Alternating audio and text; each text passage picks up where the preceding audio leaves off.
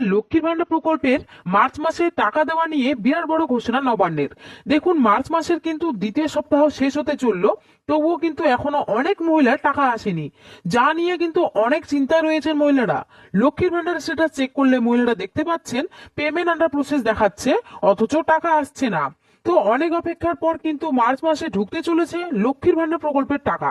এর পাশাপাশি মহিলাদের জন্য বড় চমক দেওয়া হয়েছে মার্চ মাসে। ডবল টাকা দেওয়া হবে মহিলাদের এই মার্চ মাসে। তো যেসব মহিলারা এখনো টাকা পাননি তারা কবে পাবেন এই মার্চ মাসের টাকা, কারা কারা পাচ্ছেন এবার ডবল টাকা, এই সমস্ত বিষয়ে কিন্তু বিস্তারিতভাবে জানানো হয়েছে আজকের এই ভিডিওটির মাধ্যমে। তাই ভিডিওটি স্কিপ না করে শেষ পর্যন্ত দেখুন।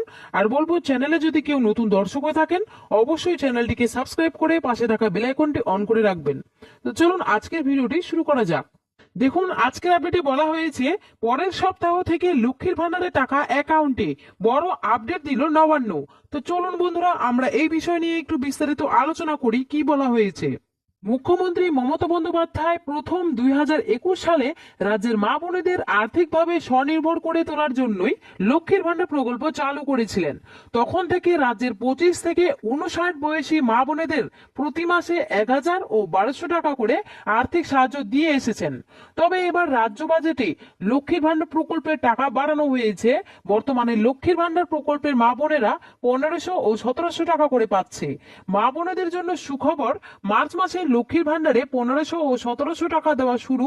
শুধু তাই নয়, মার্চ মাসে লক্ষ্মীর ভান্ডারের মা বোনেরা 3000 ও 3400 টাকা করে পাবে। মার্চ মাসে লক্ষ্মীর ভান্ডার প্রকল্পের টাকা কারা কবে পাবে, ডবল টাকা কাদের দেওয়া হবে, নতুন যে সকল মা বোন রয়েছে তারা কি মার্চ মাসে টাকা পাবে, সমস্ত কিছুই কিন্তু বিস্তারিত আলোচনা করা হলো।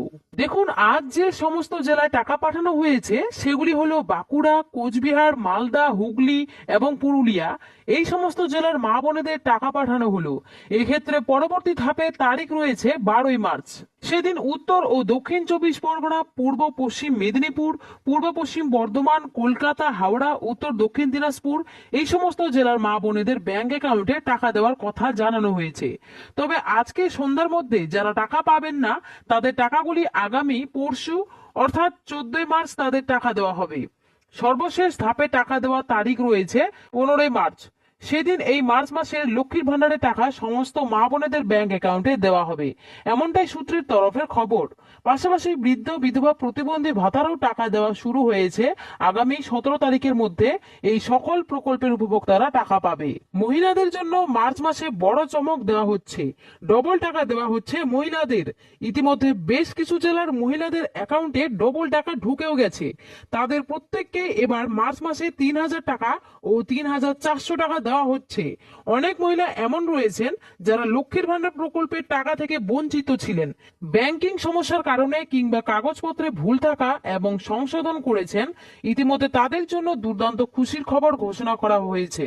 তারা এই মার্চ মাসে লক্ষ্মীর ভান্ডারে টাকা 1500 ও 1700 টাকার পরিবর্তে এবার পাবেন 3000 টাকা এবং 3400 টাকা করে। আবার এই বাড়তি টাকা ইতিমধ্যেই অনেক সুবিধাভোগীদের ব্যাংক অ্যাকাউন্টে চলেও এসেছে।